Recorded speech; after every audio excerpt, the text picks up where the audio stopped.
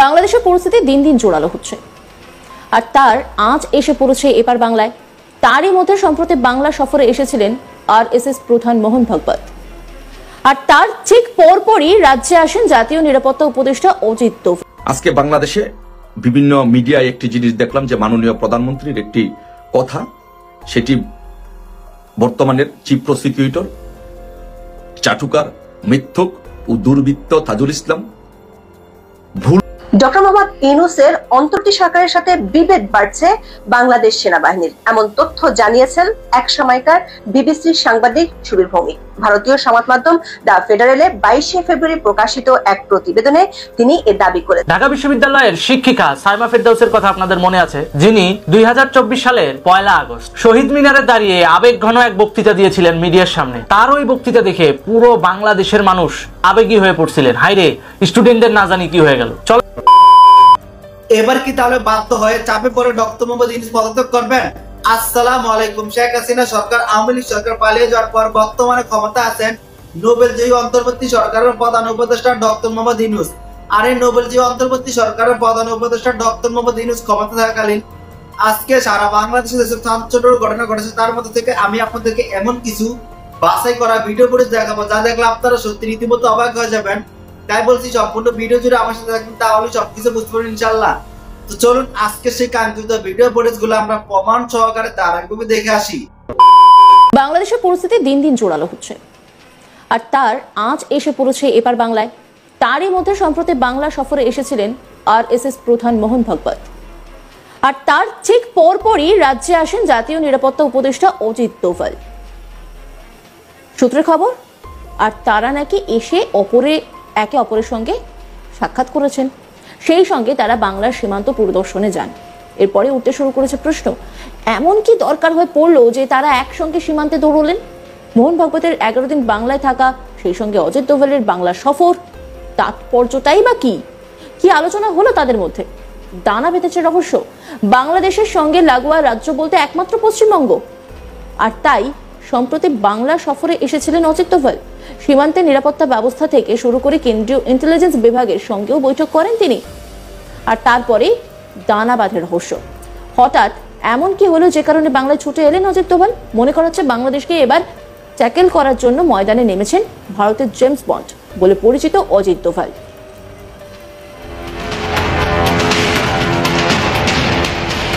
এই বিষয়ে ডিফেন্স বিশ্লেষক আর.কে. শ্রীবাস্তব আজ তাক বাংলার মুখোমুখি ঠিক কি বলেছেন শোনাব আপনাদের। এই বঙ্গেও রাজনৈতিক উত্তাপ যথেষ্ট পরিমাণে অনুভূত হচ্ছে এই বাংলাদেশকে ঘিরে। অতি সম্প্রতি আমরা জানি যে 11 দিন রাজ্যে ছিলেন মোহন ভাগবত, আর তারপরই এসেছিলেন জাতীয় নিরাপত্তা উপদেষ্টা অজিত দোভাল। কি এমন গুরুত্বপূর্ণ বাংলার এই সীমান্ত যে সেখানে নাকি একসঙ্গে গিয়েছিলেন অজিত দোভাল এবং মোহন ভাগবত? অর্থাৎ মোহন ভাগবতের 10 দিন এই বাংলায় থাকা, অজিত দোভালের গুরুত্বপূর্ণ মিটিং করতে এই বাংলাতে আসা, এর তাৎপর্যটাই বাকি। অন্যদিকে কেন গেলেন সীমান্তে? এই বিষয়গুলো নিয়ে আমরা আরো বিস্তারিত জানবো। Defence expert colonel R K. Srivastava এই মুহূর্তে আমাদের সঙ্গে সরাসরি রয়েছে স্টুডিওতে। স্যার, আপনাকে স্বাগত জানাই। আমি শুরুতেই আপনার কাছে জানতে চাইবো, এই যে মোহন ভাগবতের আসা, তারপরে অজিত দোভাল তার এখানে এসে বৈঠক করা, এর মধ্যে গুরুত্বপূর্ণ একটা লিঙ্ক তো রয়েছে। লিঙ্কটা আসলে কি? ও, বহুত সুন্দর, আপনি খুব ভালো প্রশ্নটা করেছেন। একদিকে আছেন আমাদের পূজনীয় মোহন ভাগবত, আরএসএস চিফ, উনি প্রমুখ আছেন, ওটা তো আধ্যাত্ম নিয়ে কাজ করছেন। আর একদিকে আছেন আমাদের অজিত দোভাল, উনি ন্যাশনাল সিকিউরিটি অ্যাডভাইজার, উনি সিকিউরিটি, ইন্ডিয়া সিকিউরিটি আর ইন্টারন্যাশনাল রিলেশনের উপরে অনেকগুলো ওনার ইনপুট আছে। আর আপনি এটা দুটোকে যোগ করে দিলেন, রাইট? কিন্তু এর মধ্যে একটা তৃতীয় জিনিস আছে, আমাদের পশ্চিমবঙ্গ, রাইট? এই তিনটে জিনিসে যদি আপনি পরিপ্রেক্ষটা আপনি যদি ভালো করে দেখেন, তাহলে আপনার পুরো ক্রমশ এটা ক্লিয়ার হয়ে যাবে। বাট তার আগে আজকে আমাদের ইন্টারন্যাশনাল মাদার টাংস ডে, আমাদের বাংলার ভাষার একটা দিন, অনেক অনেক অনেক গুরুত্বপূর্ণ দিন আছে আজকে। আজকে দিনেই 1952-তে অনেক লোক নিজের প্রাণ হারালেন বাংলা ভাষার জন্য। আমি ওদেরকে শ্রদ্ধা করি, ওনাদের প্রণাম জানাই।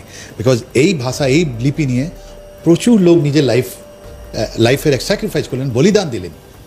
এদিকেও আমাদের বর্ডার, এদিকেও ওদিকেও। আমি বারবার বলছি, আমাদের যে বর্ডার আছে এটা আর্টিফিশিয়াল বর্ডার আছে, এর মধ্যে কোনো নেই। তাহলে ওদেরকে আমি প্রণাম করে আমি আজকে খুব ভালো দিন আপনি কথা বলেছেন। Let's see about Mohan Bhagwat. আগে পূজনীয় মোহন ভাগবত যিনি আছেন, উনি প্রথমবার 10 দিন থেকে বেশি উনি এখানে 4 থেকে 14 তারিখ পর্যন্ত ফেব্রুয়ারি মাসে, ইনফ্যাক্ট আমি বলবো ফেব্রুয়ারি মাসটা ভেরি ইম্পর্টেন্ট, বিকজ ক্রমশত অনেকগুলো জিনিস অনেকগুলো স্পিডে বাড়ছে এই মাসে, আমাদের দিকেও আর বাংলাদেশ দিকেও, রাইট? এই ফেব্রুয়ারি মাসে আপনি দেখেন দুদিকে অনেকগুলো জিনিস বাড়ছে। তো প্রথম দিকে এইদিকে আপনার দেখুন 4 থেকে 14 তারিখ, আর ওনার একটা মিটিং হওয়ার কথা ছিল বর্ধমানে, আমাদের যে গভর্নমেন্ট আছে ওটা আপনারা অপোজ করলো আর ওদেরকে হাইকোর্ট যেতে হলো, রাইট? তো হাইকোর্ট যাওয়ার পর মোহন ভাগবতজি, পূজনীয় মোহন ভাগবতজি তারপরে ওখানে কথা বললেন আর মেসেজটা দিলেন। উনি বললেন যে হিন্দু ধর্মকে কি করে ইউনাইটেড থাকতে হবে, আর এটাই যোগী করেছিলেন, বটেগা তো কাটেগা, তার মানে ইউ বি ইউনাইটেড, তখন তোমরা করতে পারবো। তো একটা আমরা দেখলাম অভূতপূর্ব, এটা কোনো দিন হয়নি, 10 দিন 11 দিন ধরে যে আরএসএস চিফ ছিলেন ওর একটা মানে আছে, উনি এখানে বসে ইভেন আরজি করের যারা মা বোন, আমার মা বাবা ছিলেন, যা আমাদের মেয়ের, ওনাদের সঙ্গেও কথা বলেছেন, রাইট? তার মানে সোজাসুজি উনি এখানে যে গ্রাউন্ড রিয়ালিটি আছে, গ্রাউন্ড সিচুয়েশন আছে, ওটা জানার চেষ্টা করেছেন। ওরা অনেকগুলো কিছু উনি অনেক লোকের সঙ্গে দেখা করেছেন, নিশ্চয়ই উনি যখন এখান থেকে গেছেন একটা মাইন্ডসেট নিয়ে এসছেন। তাহলে এটা একটা আমরা দেখি। দ্বিতীয় আমরা দেখছি অজিত ডোভাল সাহেব এখানে আছেন। এই অজিত ডোভাল সাহেবের আপনি যে ভিজিটটা আপনি দেখবেন ওটা প্রসপেক্টিভ আছে। এখন এই গত সপ্তাহে বাংলাদেশ বর্ডার গার্ড এর চিফ আর আমাদের বিএসএফ এর চিফের সঙ্গে ওদের রিলেশনশিপ হলো, নাম্বার 1। ওদের একটা মিটিং হলো, ওর মধ্যে আমাদের কাটাতার নিয়ে কথা হলো, নাম্বার 1। নাম্বার 2, ওদের যে ফরেন অ্যাডভাইজার আছেন উনি আমাদের ফরেন মিনিস্টারের সঙ্গে গিয়ে দোহাতে দেখা করলেন, রাইট? ওখানে সাইডে ওদের কথা হলো, অনেকগুলো জিনিস ওর মধ্যে উঠেছে। তারপর আমাদের অজিত ডোভাল এখানে আর নিজে একটা এতে এসছেন, আর উনি যেটা সামরিক জাহাজ নিয়ে আছেন, ওরা একটা পার্টিকুলার গভর্নমেন্টে আছে, ওটা তো শুধু দিল্লি থেকে আপনার উঠে এখানে তো দাঁড়ায় না, ওটা তো পুরো জিনিস উনি দেখতে গেছেন, রাইট? বর্ডারগুলো দেখতে গেছেন। Because I will thank media, এই মিডিয়ার যেটা অ্যাক্টিভিটি আছে, মিডিয়া যেটা আমাদের প্রো অ্যাক্টিভিটি আছে, ওটাই নিয়ে এখন দিল্লিতে অনেক চিন্তা হয়ে গেছে। কেন যে এতদিন ধরে 5 আগস্টের আগে আমাদেরকে বলা হয়েছিল কি আমাদের বর্ডার খুব সেফ আছে, আমাদের কোনো প্রবলেম নেই, কিন্তু মিডিয়ার অ্যাক্টিভিটি গিয়ে ওখানে যখন বর্ডারে গিয়ে দেখিয়েছে kilometre after kilometre, hundreds of kilometre there is no কাটাতার। আর তার মানে কি হলো, আমাদেরকে যে বলা হতো, রাষ্ট্রকে যে বলা হতো কি your border is safe, it was not safe, right? Or কারণটা কি ছিল? Informal trade worth thousands of crore per month. সেটাই কি দেখতে হিলি বর্ডারে গিয়েছিলেন অজিত ডোভাল? এরকম কোনো তথ্য কি আপনার কাছে রয়েছে? দেখুন, উনি কোথায় গেছেন এটা পয়েন্ট না কানেক্ট করে আমরা সোজাসুজি আমি বলতে পারি আপনাকে, it is related to the ISI people visit. যারা আইএসআই পাকিস্তান আইএসআই যারা লোক ছিলেন, ওনারা যখন বাংলাদেশে গেছেন, ওদের 4 দিন 21 জানুয়ারি থেকে 24 জানুয়ারি পর্যন্ত, ওরা নিশ্চয়ই আমাদের ওখানে রংপুরে গেছে যেখানে হিলি আছে, রাইট? আর ওখানে গিয়ে ওরা তো শুধু দেখে না, ওরা দেখতে গেছেন, ওদের ডিপ অ্যাসেটস আছে দুদিকেই, একদিকে আইএসআই আর একদিকে আমাদের লোক গিয়ে ওখানে অ্যাসেস করছে কি ওরা এসে কি দেখে গেল, ওরা কি করলো, আর আমাদের ওটা কাউন্টার মেজার কি আছে, ওদের অ্যাসেটস কি আছে, আমাদের অ্যাসেটস কি আছে, এটা জবরদস্ত। ওখানকার লোকাল পলিটিশিয়ান যারা আছেন, মোল্লার যারা আছেন, অনেক লোক আছেন, ওরা কিন্তু আইএসআই ডিপ অ্যাসেটস ওদের আইডেন্টিফাই নিশ্চয়ই এরা করেছে, আর নিশ্চয়ই ওর আগেনস্টে অ্যাকশন হবে, এটা আমি আপনাকে বলে দিতে পারি। তাহলে ওইটাই দেখতে গেছেন কি ওদের কি ড্যামেজ হয়েছে and how to counter that damage. এটা কি করে মিডিয়াতে লিক হলো এটা আমরাও বুঝতে পারছি না, এটা ইন্সপায়ার্ড লিক আছে কি আছে আমরা জানি না, কিন্তু অজিত ডোভাল এখানে এসছেন, নিশ্চয়ই উনি সবগুলো পয়েন্ট, আমরা বলি কম্প্রিহেন্সিভ কথা। ইন্টেলিজেন্স লোকের একটা কথা আছে জানেন, ওরা কোনোদিন রিটায়ার হয় না, নাম্বার 1। আমি আপনাকে বলি, যদি কোনো গুজব থাকে কি উনি রিটায়ার হচ্ছেন, এটা আপনি ছেড়ে দিন, নাম্বার 1। নাম্বার 2, এরা কি করে এদের মধ্যে একটা ইনকিউজিটিভ একটা জিনিস বিল্ড আপ হয়ে যায় মাথায় কি যদি ওরা বাজারে গেছে, সে উনি 80 ইয়ার্স ওল্ড, 80 বছর হয়ে গেছে, আর উনি বাজারে যাচ্ছেন, একজন লোক একটা দোকানের সামনে দাঁড়িয়ে আছে, ও দাঁড়িয়ে কেন দাঁড়িয়ে আছে, কি প্রবলেম আছে, এটা মাইন্ডসেটটা এরকম তৈরি হয়ে যায়, রাইট? তো ওরা দেখতে চায়। কিন্তু আমাদের বাংলারই তো পার্শ্ববর্তী দেশ হচ্ছে বাংলাদেশ, সীমান্ত সব থেকে বেশি এই পশ্চিমবঙ্গের সঙ্গেই রয়েছে বাংলাদেশে, সেটাই কি আরো মাথা ব্যথার কারণ? Absolutely that's what. আপনাকে তো আমি বললাম আগেই কি আমাদের দিল্লিতে যেটা বাংলাদেশ বর্ডার গার্ড ওদের চিফ আর আমাদের বিএসএফ এর চিফ ওদের কি কথা হবে, ওরা নিশ্চয়ই আমাদের এটা বর্ডার ফেন্সিং এর কথা হবে, এর মধ্যে স্মাগলিং এর কথা হবে। আর আপনার জেনে সব থেকে আশ্চর্য হবে যে ম্যাক্সিমাম নাম্বার অফ আনফেন্স বর্ডার যেটা আছে ওটা আমাদের পশ্চিমবঙ্গে আছে। আর এর মধ্যে থেকে যে ইনফর্মাল অ্যান্ড স্মাগলিং ট্রেড হচ্ছে, এরা কারা আছে, ওরা কার থেকে পয়সা পাচ্ছে, ওরা কোথায় পয়সা ইনভেস্ট হচ্ছে, কারা কারা যুক্ত আছে, এটা আছে নাম্বার 1। নাম্বার 2, ইনি নিশ্চয়ই ইন্টেলিজেন্সকে এসছেন, ইনি বলতে কি I am not happy with you. কেন ওখানে ডাকা আর এখানে লোককে কথা বলা, এখানে কোনো জায়গায় বলে দেওয়া, পার্সোনালি কথা বলা কি আমি আমাকে যেটা আমি টেলিফোনে কথা বলছি না, এটা পার্সোনালি এসে মেসেজ ডেলিভার করলেন, তার মানে একটা অনেক গুরুত্বপূর্ণ জায়গা আছে। ঢাকা বিশ্ববিদ্যালয়ের শিক্ষিকা সাইমা ফেরদৌসের কথা আপনাদের মনে আছে, যিনি 2024 সালের 1 আগস্ট শহীদ মিনারে দাঁড়িয়ে আবেগঘন এক বক্তৃতা দিয়েছিলেন মিডিয়ার সামনে। তার ওই বক্তৃতা দেখে পুরো বাংলাদেশের মানুষ আবেগী হয়ে পড়ছিলেন, হাইরে স্টুডেন্টদের না জানি কি হয়ে গেল। চলেন তো সেদিনের বক্তৃতাটা একটু শুনে আসি। অভিশাপ আসমান কাঁপে, আপনাদের কাঁপে না, তার কাঁপে না, অভিশাপের ভয় হয় না? যে বক্তৃতা দেখে মানুষ আবেগী হয়ে পড়ছিল, আপনারাও আবেগী হয়েছেন এবং তার এই চোখের পানি কান্না দেখে আমরাও আবেগী হয়ে পড়ছিলাম ওই সময়। আর কত, আর কত, আর কত, আর কত, আর কত, যতক্ষণ পয়সার জোর আছে ততক্ষণ। কারণ শুরুটা তো শেখ হাসিনা করে নাই, শুরুটা তো আপনারা করছেন। আর কত, এইটার উত্তরটা আপনারাই ভালো দিতে পারবেন, এই শিক্ষিকাই ভালো দিতে পারতো। যারা এখনো ঘরে আছেন তারাও জানেন আর কতদিন ভয় পাবেন। ভয়েই থাকেন, একটা মারবেন 10টা আসবো, 10টা মারবেন লক্ষ আসবো। একটা মারবেন 10টা আসবে, 10টা মারবেন লক্ষ আসবে, স্বাভাবিক আসবেনই তো, কারণ আপনাদেরকে যথেষ্ট পরিমাণ ফাইন্যান্স করা হয়েছে। পাবলিক বুঝা গেছে আমরা নেতারা যে কত বড় খানকির পোলা। একটা মারবেন 10টা আসবো, 10টা মারবেন লক্ষ আসবো। ওই অনুযায়ী যদি পয়সা পাওয়া যায় তা আসবেই তো। যেখানে বাঙালি ভোটের রাজনীতিতে 1 কাপ চাই বিক্রি হয়, সেখানে যদি পার হেড 5000 করে দেওয়া যায় বস্তিবাসীর, অটোমেটিক আসবে, এবং সেটাই তো আপনারা করছেন। আর এই জন্যই ফিউচারে আওয়ামী লীগ যেন প্রতি বিপ্লব না করতে পারে সেজন্য বস্তি পোড়াচ্ছেন, সেটা আমরা বুঝি না? চলেন তো গতকালকে যে বস্তিতে আগুন দেওয়া হয়েছে সেটার একটা ফুটেজ দেখে আসি। রাজধানী করাইল বস্তিতেও আগুনে পড়েছে 100-র বেশি ঘর। তবে শুক্রবার রাতে লাগা সেই আগুনে ঘটেনি প্রাণহানি। আমি নিঃস্ব হয়ে গেছি, আমার কিচ্ছু নাই। আমার স্বামী হলো ড্রাইভার, অনেক কষ্টের বিনিময়ে দানাফেনা করে আমরা গাড়িটা কিনছি যেন 4টা ডাল ভাত খাইতে পারি, কিন্তু আমার তো সবই শেষ হয়ে গেল ভাই, পুরোটা ঋণ করা। এটাই হলো বাস্তবতা। এই এনজিও বাদরা বস্তি টিকায় রাখে, ফাইন্যান্সের নাম করে, লোন দেওয়ার নাম করে, বিভিন্ন উপকারের নাম করে এই সমস্ত মানুষগুলোর হাতে রাখে শুধুমাত্র এই সমস্ত মেটিকুলাসলি ডিজাইন বাস্তবায়ন করার জন্য। এখন যদি আওয়ামী লীগ সরকার টাকা দিয়ে আবার পুনরায় এখানে প্রতি বিপ্লব ঘটানোর চেষ্টা করে, তখন এই সমস্ত জনগোষ্ঠী যেন সহযোগিতা না করে সেজন্যই বস্তি পুরানো হচ্ছে। মেটিকুলাসলি নয়া ডিজাইন, 2য় অধ্যায়ের ডিজাইন এটা। কিন্তু এরা তো এটা জানে না যে আওয়ামী লীগ সরকার কোনো বস্তিবাসীর উপর ডিপেন্ডেবল হওয়া কোনো দল নয়। এটা সেই রাজনৈতিক দল যেটা শেকড় গ্রাম থেকে গ্রামের ভিতরে প্রত্যন্ত অঞ্চলে। আওয়ামী লীগ সম্পর্কে বিন্দু মাত্র যদি জ্ঞান থাকতো তাহলে এরা এই বস্তিতে আগুন দিত না। আগুন দিছে তো দিছে, সেটাকে আবার দুর্ঘটনার মোড়কে সংবাদও করে ফেলছে। তো এই হচ্ছে এনজিও বাদের নতুন রাজনীতি। বস্তি পূর্বে আবার এই লোকজনগুলো আবার লোন চাইবে, আবার লোন দিবে, আবার গুড রিলেশন, আবার এদেরকে ব্যবহার করবে। দিন শেষে ঘুরে ফিরে ওই একই চক্রের ভিতরেই এরা পড়ে থাকবে। দেশের মানুষ বলেন আর বস্তির মানুষ বলেন, উন্নয়ন নাই, উন্নতি নাই। দিন শেষে এই মানুষগুলো শুধু ব্যবহার হবে আর কিছুই না। এই যে দরিদ্রতার সাথে লড়াই করবে আর গালি দিবে সরকারকে, গালি দিবে রাজনৈতিক দলের নেতাদেরকে।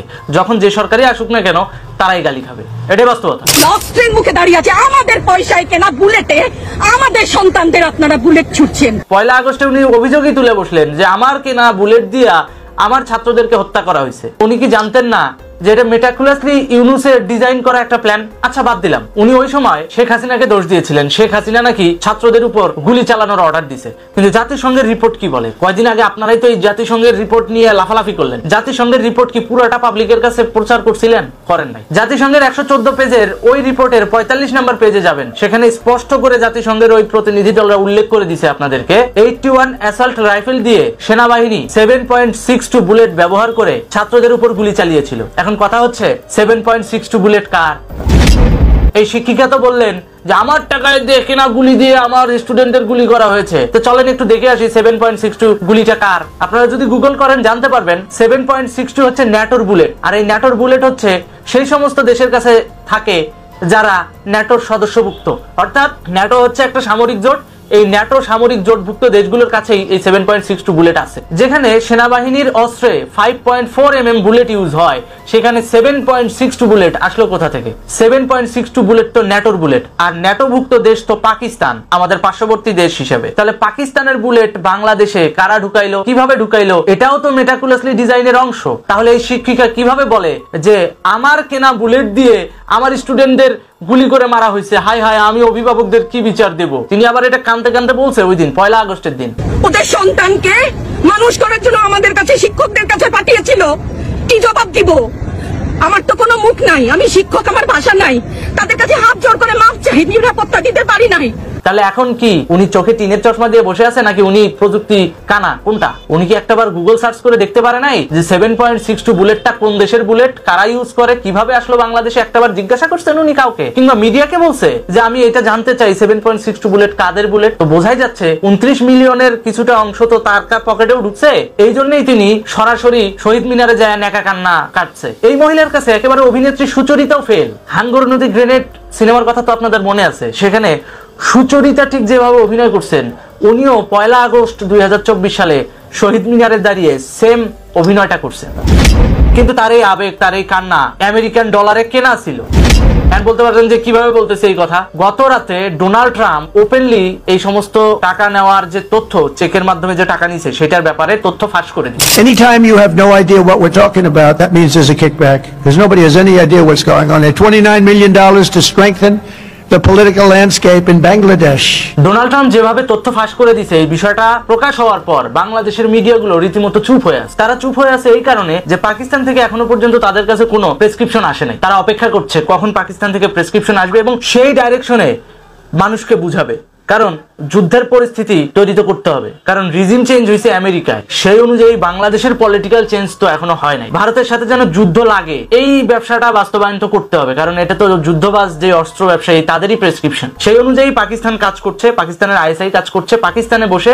এবং আমার দেশ থেকে ইতিমধ্যে পাকিস্তানে 10 জন জার্নালিস্ট ভ্রমণ করেছেন। কালচারাল এক্সচেঞ্জের নামে পাকিস্তানে 10 জন সাংবাদিককে নিয়ে যাওয়া হয়েছে। কোন ডাইরেকশনে কিভাবে এই যে রিজিম চেঞ্জের এই ফর্মুলাগুলো মানুষের মাথায় ঢুকাবে, মানুষের মাথায় প্রমোট করবে, কোন ডাইরেকশনে কোন পদ্ধতিতে নিউজ করলে ওদের ফেভারে নিউজটা যাবে, এই টোটাল প্রশিক্ষণ দেওয়ার জন্য ইতিমধ্যে পাকিস্তানের 10 জন সিনিয়র জার্নালিস্ট চলে গেছে। আর এই জন্যই আমরা এখনো পর্যন্ত ডোনাল্ড ট্রাম্পের ফাঁস হওয়া এই সমস্ত নথির ব্যাপারে কোন নিউজ বাংলাদেশের এই আতেল মিডিয়াদের কাছে পাইনি। আপনাদেরকে এক এক করে পরিচয় করিয়ে দিতে চাই কোন 10 জন মানুষ পাকিস্তানে ইতিমধ্যে এই প্রেসক্রিপশন নেওয়ার জন্য গিয়েছে। তাহলে চলুন দেখে আসি কোন সেই 10 জন সাংবাদিক। প্রথমেই আছে MD Ayub Bhuiyan, general secretary, news editor, national press club, BSS. BSS বলতে Bangladesh Sangbad Sangstha. Muktadir Rashid Romeo, social media influencer, special correspondent, Bangla outlook. 3 নম্বরে আছে হচ্ছে Parimal Palma, diplomatic correspondent, the daily star. Mrs Jannatul Tajri Trisha, sub editor, the business standard. Haque Faruk Ahmed, correspondent, daily Jugantor. Rafiq Mahmud, special correspondent, daily Inqilab. Fakhrul Alam Khan, chief news editor, NTV. Abu Sufian, diplomatic correspondent, RTV. MD Golam Saklain, Bangladesh correspondent, the diplomat magazine. MD Zakir Hossain, special correspondent, NTV online. দেখবেন Donald Trump যে নথিটা ফাঁস করছে সেখানে সে কিন্তু আশঙ্কা প্রকাশ করছে যে ওই যে শীর্ষ 2 জন মানুষ যারা কিনা টাকা নিয়ে আসছে $29 মিলিয়ন আমেরিকান বাইডেন প্রশাসনের কাছ থেকে, তাদের নাম খুব শীঘ্রই ম্যাগাজিনে আসলে তিনি অবাক হবেন না। গতকাল রাতে ডোনাল্ড ট্রাম্প তার বক্তৃতায় এই বিষয়টি নিয়ে সংখ্যা প্রকাশ করেছেন। পুলিশ ভাইদেরকে বলি, ভেতরে তো আপনিও মানুষ, পুলিশ ভাই বলি না, ক্ষমা করবেন, মুখ থেকে বার হয়ে গেছে। বলবেন কেমনে? পুলিশের ভাই হইতেও তো যোগ্যতা লাগে, আর ভাইরে তো আর গণহত্যা করা যায় না। কিন্তু $29 মিলিয়ন পকেটে গুজে ঠিকই সম্মিলিতভাবে পুলিশ গণহত্যাটা করছেন। শহীদ মিনারে দাঁড়িয়ে ঢাকা বিশ্ববিদ্যালয়ের একজন শিক্ষিকা এইভাবে কাইন্দা কাইন্দা ভাষণ দিচ্ছে, আমরা তো আম পাবলিকরা তো এটাই দেখছি। কিন্তু এটার পেছনে $29 মিলিয়ন ট্রানজাকশন হয়েছে, যেটা তিনি একা পান নাই, আরো অনেক শিক্ষকই পাইছেন। সো বুঝতেই পারতেছেন এখন পরিষ্কার যে ইউএসএইড, আইআরআই আর জর্জ সোরোসের ওপেন সোসাইটি নামক যে এনজিও, তাদের টাকা খেয়ে এই সমস্ত শিক্ষকরা বাঙালিকে বোকা বানাইছিল। যার কারণে খেয়াল করে দেখবেন এখন দেশে এত কিছু হয়ে যাচ্ছে, এই সমস্ত শিক্ষকদের বুক কাঁপে না। এই সমস্ত শিক্ষকরা মিডিয়ার সামনে স্টেটমেন্ট দেয় না। কেন দেবে? কারণ টাকা তো আসে না। কারণ নতুন যে প্রেসিডেন্ট আমেরিকার, সে তো এই সহায়তা বন্ধ করে দিছে। সহায়তা তো বন্ধ করছেই, উল্টা এই প্রেসিডেন্ট প্রেসের সামনে এসে কি বলছে জানেন? ডোনাল্ড ট্রাম্প সরাসরি বলছে যে বাংলাদেশের পলিটিক্যাল ভারসাম্য ধরে রাখতে এবং বাংলাদেশের ভিতর আমেরিকার রাজত্ব কায়েম করার জন্য $29 মিলিয়ন শুধুমাত্র একটা এনজিওর মাধ্যমে ব্যয় করা হয়েছে। কারণ ওরা জানে একবার যদি বাংলাদেশে কেরাবেরা লাইগা যায়, তাইলে যে $29 মিলিয়ন ওরা বাংলাদেশে ইনভেস্ট করছে তার থেকে 3 ডাবল টাকা, 3 ডাবল ডলার ওরা তুলে নিয়ে আসতে পারবে প্রাকৃতিক খনিজ সম্পদের মাধ্যমে, এবং একই সাথে বাংলাদেশের অভ্যন্তরীণ কৃত্রিম খাদ্য সংকট, পণ্য সংকটের মাধ্যমে। তাহলে দিন শেষে মারামারি করলে কাদের লস বুঝতে পারতেছেন তো? এই ধরনের শিক্ষকরা নিজেদের আদর্শ টাকার কাছে বিক্রি করে পুরো শিক্ষক সমাজকেই বিপদে ফেলেছিল। প্রাইমারি, হাই স্কুল, কলেজ, এই শিক্ষকগুলাকে কিভাবে শিক্ষার্থীরা থাবড়ায়া ঘাট ধরে নামাইছে মনে নাই? এই সমস্ত উপর মহলের যে শিক্ষকরা, তারা টাকার কাছে বিক্রি হয়েছে, পশ্চিমা দালালদের কাছে বিক্রি হয়েছে, পশ্চিমা দালালি করছে এরা, আর সেইটার খেসারত দিয়েছে সাধারণ শিক্ষকরা, যারা এই সমস্ত টাকা পয়সার ধারে কাছেও নাই। এখন টাকা আসাও বন্ধ, ওদের আবেগ, মানবতা, মানবাধিকার লঙ্ঘন এগুলো নিয়েও কোনো কথা নাই। এই শিক্ষিকা এত যে আবেগী কথা বলে, এনার সঙ্গে আমি তো সরাসরি মির্জা ফখরুলের সম্পৃক্ততা দেখেছি 5 তারিখের পরে, কারণ উনি বিএনপির রাজনীতির সঙ্গে জড়িত ছিলেন। তাহলে বিএনপি তো ক্ষমতায় নাই, রাজনীতি করার টাকা আসে কোত্থেকে? টাকা আসতো কোত্থেকে? টাকা দিত এই ইউএসএইড, আইআরআই আর জর্জ সোরোসের এই ওপেন সোসাইটি নামক যে এনজিও, তারা টাকা দিত। আর সেই টাকায় এনারা শহীদ মিনারে পাবলিকরে উস্কানি দিত। যেটার বাস্তবতা ভুক্তভোগী পুরো দেশবাসী। শুধু শেখ হাসিনা একা না, শেখ হাসিনা যাওয়ার পর অনেক সাধারণ শিক্ষার্থীদের উপর হামলা হয় নাই, অনেক সাধারণ শিক্ষকের উপর হামলা হয় নাই, হয়েছে তো। এই যে লিবারেল মাইন্ডেড মানে ওপেন মাইন্ডেড, তারা এই বিষয়গুলা, এই যে শিক্ষকদের গায়ে হাত তোলা, শিক্ষকদের চুলের মুঠি ধরে টেনে বের করা, এগুলো দেখতে পারতো না, এগুলো নিয়ে প্রতিবাদ করতো কিংবা আন্দোলনে যাইতে মানা করছিল, ওই সমস্ত সাধারণ শিক্ষার্থীরাও কিন্তু মাইর খাইছে 5 তারিখের পরে। এই সমস্ত শিক্ষিকারা টাকার কাছে নিজেদের বিক্রি করছে এই বলে।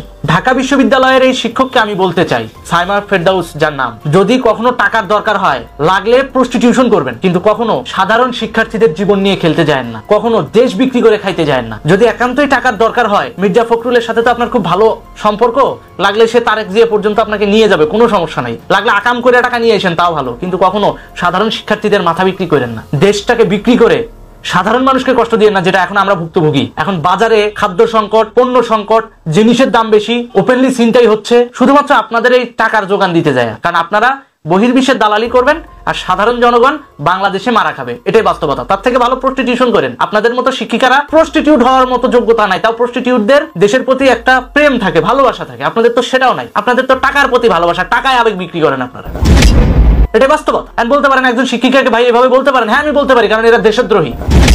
শুধু এই শিক্ষিকা না, বাংলাদেশের অনেক বেসরকারি বিশ্ববিদ্যালয়ে এই ইউএসএইড, আইআরআই, জর্জ সোরোসের এই ওপেন সোসাইটি নামক যে এনজিও, এইটার টাকা ঢুকছে, এই সংস্থার টাকা ঢুকছে।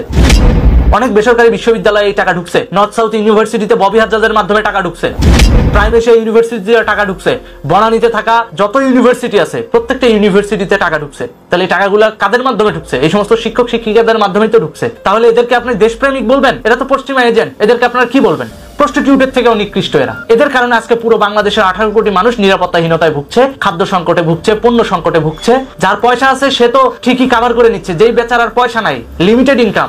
সাধারণ শিক্ষকদের কথা চিন্তা করেন, যে শিক্ষকরা লিমিটেড ইনকামে চলে, 17,000 টাকা বেতনে চলে, তাদের সংসারটা কেমনে যায় একবার। সম্মানিত দর্শক, আশা করছি আপনারা সম্পূর্ণ ভিডিও পরিশ্রম মনোযোগ সহকারে দেখেছেন।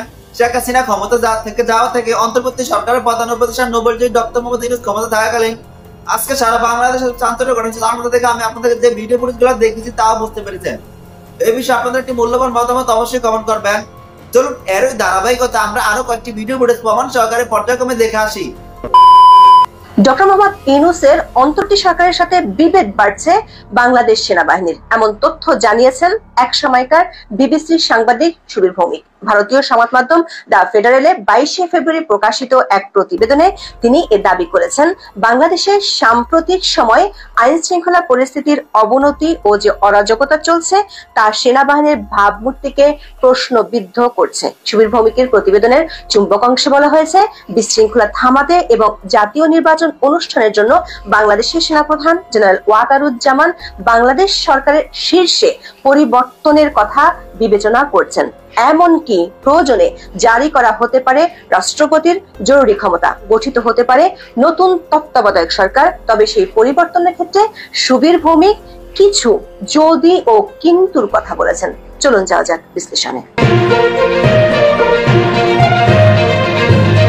দ্য ফেডারেলে প্রকাশিত প্রতিবেদনটির শিরোনাম হলো, as Bangladesh anarchy hits army's image, its rapped with interim government widens, যার বাংলা অর্থ করলে দাঁড়ায় সেনাবাহিনীর ভাবমূর্তিতে আঘাত হেনেছে বাংলাদেশের অরাজকতা, অন্তর্বর্তীকালীন সরকারের সঙ্গে বিভেদ বাড়ছে। রিপোর্টটির শুরুতে বাংলাদেশের বর্তমান পরিস্থিতি নিয়ে সেনাপ্রধান জেনারেল ওয়াকারুজ্জামানের হতাশার কথা বলা হয়েছে। রিপোর্টটিতে বলা হয়েছে, বাংলাদেশের সেনাপ্রধান জেনারেল ওয়াকারুজ্জামান সম্প্রতি এক শীর্ষস্থানীয় সম্পাদককে বলেছেন যে অবনতিশীল আইন শৃঙ্খলা পরিস্থিতি নিয়ন্ত্রণে নোবেলজয়ী ডক্টর মোহাম্মদ ইউনূসের নেতৃত্বাধীন অন্তর্বর্তীকালীন সরকারের ব্যর্থতায় তিনি হতাশ। ইউনূস প্রশাসন প্রকৃতপক্ষে একটি অবাধ ও সুষ্ঠু অংশগ্রহণমূলক নির্বাচন করতে পারে কিনা তা নিয়ে তিনি গুরুতর সন্দেহ পোষণ করেছিলেন। এখানে দুটো বিষয় লক্ষণীয়, একটি হলো দেশের বর্তমান নাজুক আইন শৃঙ্খলা পরিস্থিতি এবং দ্বিতীয়টি হলো দেশের মানুষের বহুল কাঙ্ক্ষিত একটি অবাধ, সুষ্ঠু ও নিরপেক্ষ জাতীয় সংসদ নির্বাচন অনুষ্ঠান। 20শে ফেব্রুয়ারি একটি ভিডিওতে আমরা দেখিয়েছিলাম গত 5 বছরের মধ্যে এই মুহূর্তে দেশের আইন শৃঙ্খলা পরিস্থিতি সবচেয়ে নাজুক। পুলিশের তথ্য অনুযায়ী গত 5 বছরের মধ্যে কোনো একটি একক মাসে সবচেয়ে বেশি অপহরণের ঘটনা ঘটেছে গত জানুয়ারিতে। আবার একের পর এক ধর্ষণের ঘটনায় প্রতিবাদে সরব দেশের মানুষ। ছিনতাই, চুরি ডাকাতি নিয়মিত ঘটনা হয়ে দাঁড়িয়েছে। সুবীর ভৌমিক বলছেন, এমন পরিস্থিতি নিয়ে উদ্বিগ্ন সেনা প্রধান জেনারেল ওয়াকারুজ্জামান। তবে সেনা প্রধান কোন পত্রিকার সম্পাদকের সাথে কথা বলেছেন সেটি রিপোর্টটিতে বলা হয়নি। সুবীর ভৌমিক তার রিপোর্টে জেনারেল ওয়াকারকে একজন রক্ষণশীল সামরিক নেতা হিসেবে তুলে ধরেছেন। রিপোর্টটিতে বলা হয়েছে, জেনারেল ওয়াকার গত বছরের আগস্টে শেখ হাসিনা সরকারের পতনের পর দেশে সামরিক আইন আরোপ করে সেনাবাহিনীর অভ্যন্তরে ও বাইরে থেকে সরাসরি নিয়ন্ত্রণ নেওয়ার জন্য প্ররোচনা দেওয়ার বিরোধিতা করেছিলেন। দ্য ফেডারেলের প্রতিবেদনে বলা হয়েছে, বাংলাদেশের সেনাপ্রধান তার ঘনিষ্ঠ কিছু বন্ধুদের বলেছেন, বাংলাদেশের সামরিক শাসন কখনো জনপ্রিয় হয়নি। জিয়াউর রহমান ও এইচ.এম. এরশাদের মতো জেনারেলরা খুব দ্রুতই জনসাধারণের ক্রোধের শিকার হয়েছিলেন। এমনকি 2007-08 সালে সেনাবাহিনী প্রধান মইনু আহমেদের অধীনে সামরিক সমর্থিত তত্ত্বাবধায়ক সরকারের সময় যখন নির্বাচনের দাবি বাড়ে তখন অপ্রিয় হয়ে উঠেছিল। আবার জেনারেল ওয়াকার মনে রেখেছিলেন যে প্রত্যক্ষ সামরিক শাসন বিশ্বজুড়ে অপ্রিয়, সে কারণে তিনি সেনাবাহিনীকে সরাসরি দায়িত্ব গ্রহণ থেকে দূরে রাখার সিদ্ধান্ত নিয়েছিলেন। তার ঘনিষ্ঠ মহলের বরাত দিয়ে সুবীর ভৌমিক লিখেছেন, সেনাপ্রধান যত তাড়াতাড়ি সম্ভব নির্বাচন করতে এবং তারপরে একটি নির্বাচিত সরকারকে দায়িত্ব দিতে আগ্রহী। অন্তর্বর্তীকালীন ব্যবস্থা যত বেশি দিন থাকবে এবং আইন শৃঙ্খলা ও অর্থনীতি নিয়ন্ত্রণ করতে ব্যর্থ হবে, ততই দায়ী হবে সেনাবাহিনী। সুবীর ভৌমিকের প্রতিবেদনে বঙ্গবন্ধু শেখ মুজিবুর রহমানের ধানমন্ডির 32 নম্বরের বাড়ি ভাঙার বিষয়টি উঠে এসেছে। রিপোর্টটিতে বলা হয়েছে, বঙ্গবন্ধুর বাড়িটি যখন ভাঙা হচ্ছিল তখন সেনাবাহিনী নীরব দর্শকের মতো দাঁড়িয়েছিল। এ ধরনের বিশৃঙ্খলা ঠেকাতে না পারায় একটি জাতীয় প্রতিষ্ঠান হিসেবে সেনাবাহিনীর ভাবমূর্তিকে ঠিকভাবে জোরদার করেনি বলে মন্তব্য করা হয়েছে। রিপোর্টে জুলাই আগস্টের আন্দোলনে সেনাবাহিনীর ইতিবাচক ভূমিকার প্রশংসা করা হয়েছে। বলা হয়েছে, গত বছরের জুলাই আগস্টে আন্দোলনরত শিক্ষার্থীদের উপর গুলি না চালানোর এবং রক্তপাত না করার জেনারেল ওয়াকারের সিদ্ধান্ত বিশ্বব্যাপী প্রশংসিত হয়েছিল। কিন্তু মব ভায়োলেন্সের নামে ডক্টর ইউনূস সরকার আমলে শুরু থেকে চলছে অরাজকতা। এরই মধ্যে যৌথ বাহিনীর অভিযান, সেনাবাহিনীকে ম্যাজিস্ট্রেসি ক্ষমতা দেয়া, 3 দফা সে ক্ষমতার মেয়াদ বাড়ানো এবং সবশেষ শয়তান খোঁজা অভিযান চালু করেও কোনো কুল কিনারা করতে পারছে না বাংলাদেশের অন্তর্বর্তী সরকার। সুবীর ভৌমিক তার প্রতিবেদনে বলেছেন, সর্বব্যাপী অরাজকতার মধ্যে নিছক দর্শক হিসেবে ভূমিকা রাখছে বাংলাদেশের সেনাবাহিনী। যেসব মানুষ ও প্রতিষ্ঠান বাংলাদেশের স্থিতিশীলতা ও নিরাপত্তা চায়, তাদের কাছে সেনাবাহিনীর এমন অবস্থা বাহিনীটির ভাবমূর্তিকে প্রশ্নের মুখে দাঁড় করাচ্ছে। রিপোর্টটিতে কোনো নির্দিষ্ট সূত্রের উল্লেখ না করে বলা হয়েছে, ইতিমধ্যে কেউ প্রশ্ন তুলেছেন যে দেশে আইন শৃঙ্খলা পুনরুদ্ধার করতে অক্ষম একটি সেনাবাহিনীকে কিভাবে জাতিসংঘের শান্তিরক্ষা দায়িত্বের জন্য বিশ্বাস করা যেতে পারে। জেনারেল ওয়াকার বুঝতে শুরু করেছেন যে তাকে কেবল প্রতিশ্রুতি দিতে হবে না, সিদ্ধান্তমূলক কাজ করতে হবে। গত সেপ্টেম্বরে আন্তর্জাতিক বার্তা সংস্থা রয়টার্সকে দেয়া এক সাক্ষাৎকারে সেনাপ্রধান জেনারেল ওয়াকারুজ্জামান বলেছিলেন, আগামী 18 মাসের মধ্যে যাতে নির্বাচন হতে পারে সেজন্য গুরুত্বপূর্ণ সংস্কারগুলো সম্পন্ন করতে অন্তর্বর্তী সরকারকে সমর্থনের প্রতিশ্রুতি দিয়েছেন তিনি। তারপর এ নিয়ে অনেক আলোচনা হয়েছিল। এরপর প্রধান উপদেষ্টা ডক্টর ইউনূসের পক্ষ থেকে জাতীয় সংসদ নির্বাচনের একটি সম্ভাব্য সময়সীমা দেওয়া হয়েছিল। সবশেষ 30 ডিসেম্বর দৈনিক প্রথম আলোকে দেয়া এক সাক্ষাৎকারে সেনাপ্রধান নির্বাচন সম্পর্কে বলেছিলেন, প্রধান উপদেষ্টা নির্বাচনের সময়সীমা দিয়েছেন, সেটা ঠিক সময়। আমরা অন্তর্বর্তী সরকারের নির্বাচনের রূপরেখা বাস্তবায়নে সব সহযোগিতা করব। কিন্তু সুবীর ভৌমিক বলেছেন, জেনারেল ওয়াকারি আওয়ামী লীগ সরকার উৎখাতের পর অন্তর্বর্তীকালীন সরকার প্রতিষ্ঠার জন্য রাজনৈতিক দল, সুশীল সমাজ এবং ছাত্র আন্দোলনকারীদের সঙ্গে পরামর্শ করে উদ্যোগ নিয়েছিলেন। শেখ হাসিনা দেশ ছেড়ে চলে যাওয়ার পর জাতির উদ্দেশ্যে দেওয়া প্রথম ভাষণে তিনি বলেছিলেন, তিনি স্বাভাবিক অবস্থা ফিরিয়ে আনার দায়িত্ব নিচ্ছেন এবং যত দ্রুত সম্ভব অংশগ্রহণমূলক রাজনৈতিক ব্যবস্থা পুনরুদ্ধারের প্রতিশ্রুতি দিয়েছেন। এরপর রয়টার্স এবং দৈনিক প্রথম আলোকে দেওয়া সাক্ষাৎকারে সেনাপ্রধান যে কোনো পরিস্থিতিতে অন্তর্বর্তী সরকারকে সমর্থনের অঙ্গীকার করেছিলেন। দ্য ফেডারেলের রিপোর্টে বলা হয়েছে, সেনাপ্রধান এখনো পর্যন্ত ইউনূস ও তার সরকারকে দৃঢ়ভাবে সমর্থন করছেন। কিন্তু তিনি যখন বুঝতে পেরেছিলেন যে নোবেলজয়ী ডক্টর মোহাম্মদ ইউনূস সহসা নির্বাচনে আগ্রহী নন এবং প্রথমে বেশ কয়েকটি সংস্কারের মধ্য দিয়ে যেতে চান, তখন থেকে সেনাপ্রধান অস্বস্তিতে পড়তে শুরু করেছেন।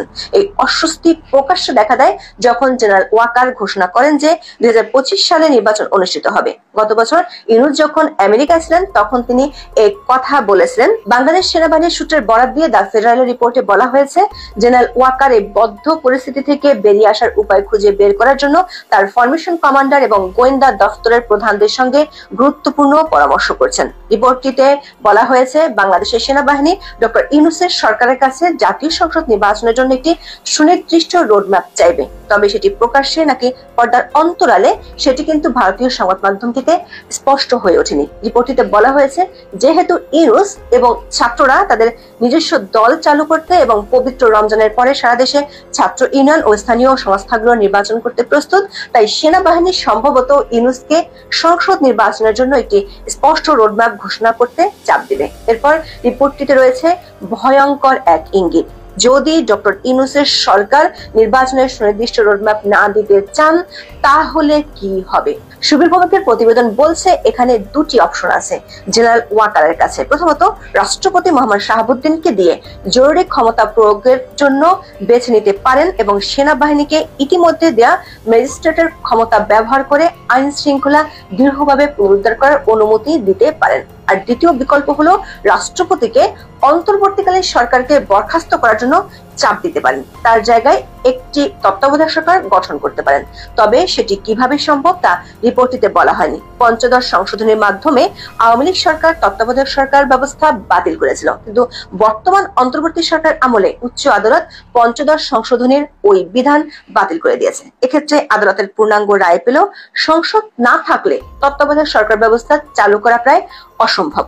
সুবীর ভৌমিক ইঙ্গিত দিয়েছেন, প্রধান রাজনৈতিক দল এবং সুশীল সমাজের প্রতিনিধিদের নিয়ে একটি তত্ত্বাবধায়ক সরকার গঠন করে জেনারেল ওয়াকার আগামী নির্বাচনের জন্য একটি রোডম্যাপ তৈরি করতে বাধ্য করতে পারেন।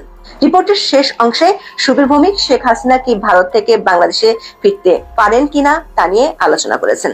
শেখ হাসিনা তার সাম্প্রতিক অডিও বার্তায় বাংলাদেশে ফেরার কথা বলেছেন, কিন্তু সুবীর ভৌমিক সে সম্ভাবনা খুব একটা দেখছেন না। সেনাপ্রধান শেখ হাসিনাকে ফিরিয়ে এনে নতুন করে সংকট তৈরি করার ঝুঁকি নিতে যাবেন না বলে মন্তব্য করা হয়েছে প্রতিবেদনটিতে।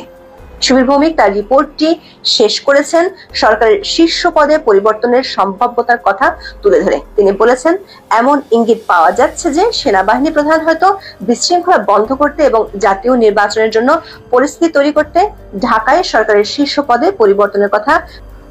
আজকে বাংলাদেশে বিভিন্ন মিডিয়ায় একটি জিনিস দেখলাম যে মাননীয় প্রধানমন্ত্রীর একটি কথা, সেটি বর্তমানের চিফ প্রসিকিউটর চাটুকার মিথ্যুক ও দুর্বৃত্ত তাজুল ইসলাম ভুলভাবে দেশ ও জাতির সামনে সে মাননীয় প্রধানমন্ত্রীর বক্তব্যটিকে কথাটিকে উপস্থাপন করে দেশ ও জাতিকে বিভ্রান্ত করার চেষ্টা করছে এবং তার এই বক্তব্যটিকে বাংলাদেশের কিছু মিডিয়া সেটি ভুলভাবে উপস্থাপন করছে। প্রথমত আমরা এর তীব্র নিন্দা এবং প্রতিবাদ জানাচ্ছি এবং বাংলাদেশের ফ্যাক্ট ডিটেক্টর বাংলাদেশ নামে একটি প্রতিষ্ঠান সেটিও এটি তুলে ধরেছে এবং সেটি এটিকে ভুল এবং বিভ্রান্তমূলকভাবে প্রমাণ করেছে। মাননীয় প্রধানমন্ত্রী যে কথাটি বলার চেষ্টা করেছেন যে সেটি হচ্ছে যে no treatment no release. No treatment no release হচ্ছে যে বিনা চিকিৎসায় মুক্তি নয়, বা চিকিৎসা না করলে মুক্তি দেওয়া হবে না। আর এটি সাধারণত এমন পরিস্থিতিতে ব্যবহৃত হয় যেখানে কাউকে চিকিৎসা নিতে বাধ্য করা হয়। আর এই বিষয়টি কখনো হয়, এটি সাধারণত কারাগার, হাসপাতাল বা অভিবাসন সংক্রান্ত পরিস্থিতিতে এটি ব্যবহৃত হয়। এখানে কেউ মুক্তি পাওয়ার জন্য অবশ্যই তাকে নির্দিষ্ট চিকিৎসা নিতে হবে। তার মানে হচ্ছে যে এখানে বঙ্গবন্ধু কন্যা শেখ হাসিনা তাদেরকে চিকিৎসা নেওয়ার জন্য উৎসাহিত করেছে বা চিকিৎসা নেওয়ার জন্য এক প্রকার জোর করেছে আপনি বলতে পারেন। নো ট্রিটমেন্ট নো রিলিজ মানে হচ্ছে যে আপনি যদি ট্রিটমেন্ট না নেন, চিকিৎসা না নেন, তাহলে আপনাকে রিলিজ দেওয়া হবে না। যেহেতু বঙ্গবন্ধু কন্যা মানুষকে ভালোবাসেন, মানুষকে দেশের মানুষের নিজেকে একজন অভিভাবক মনে করতেন এবং মনে করেন, সেই জন্য উনি বলেছেন যে সবাইকে এখানে চিকিৎসা নিতে হবে।